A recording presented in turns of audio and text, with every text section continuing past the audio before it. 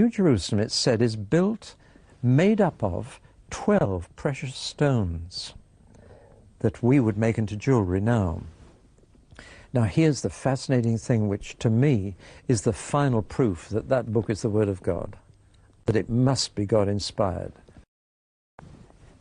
In the last generation only, we've discovered how to make purer light than we had before. Most light is bouncing around, waves crashing into each other, going in all directions, so that the light coming from that spotlight still lights this side of my face by reflecting off that tinsel up there. We're used to light coming at us from all directions. But we've now discovered how to send light in one direction. Laser light is the most common. You've seen laser light beams straight as a die.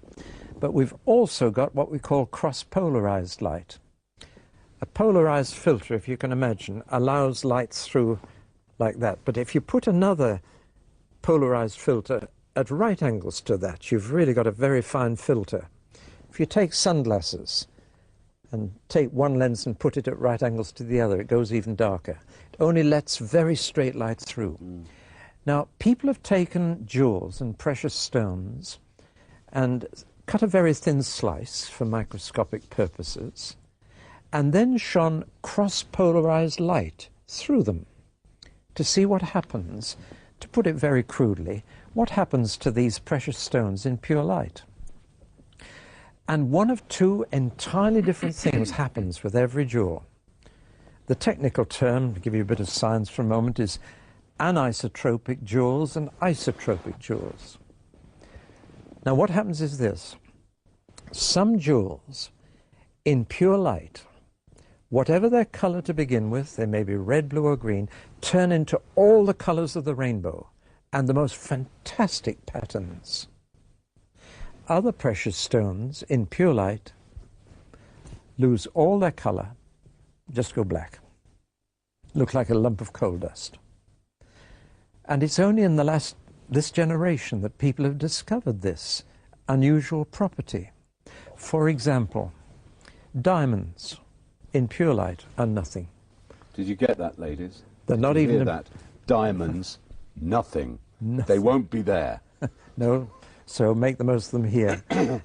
Rubies, garnets, just lose everything. Emeralds.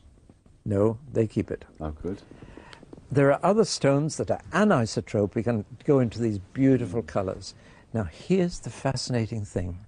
The 12 precious stones that God uses to build the New Jerusalem are all anisotropic. In pure light, they are all far more beautiful. And God doesn't touch the diamonds or the rubies. He doesn't build with them. Staggering. No, let's just put on the screen a picture of these stones. Yeah. Look at the top 12 stones on this picture, and you'll see the stones of the New Jerusalem. Look at the 4 bottom ones at the bottom of the picture, and you'll see they're black, no attraction whatever. Now then, who knew this 2,000 years ago? No scientist knew it. Nobody knew it. John the Apostle, writing down the book of Revelation as the Lord dictated it to him, he didn't know.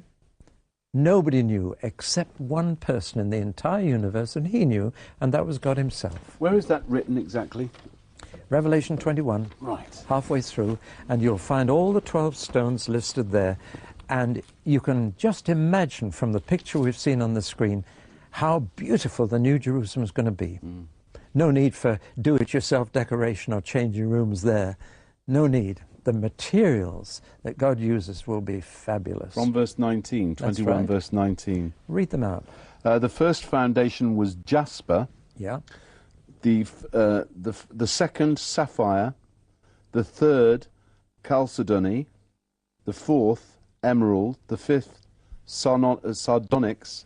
The sixth, carnelian. The seventh, chrysolite. The eighth, beryl. The ninth, topaz. The 10th, chrysoprase. The 11th, jacinth. And the 12th, amethyst. No diamonds, no rubies, no garnets, because they're isotropic. Now, isn't that amazing? To me, that one thing alone would prove that the Bible was inspired by God, because nobody could have known this. They didn't know it until our generation. But there it is. It's just one little indication of how beautiful the whole thing's going to be, and how wonderful it'll be to be there with Christ and his people, and renewed people. People who really have been recycled so they're all like Jesus, and their characters are right.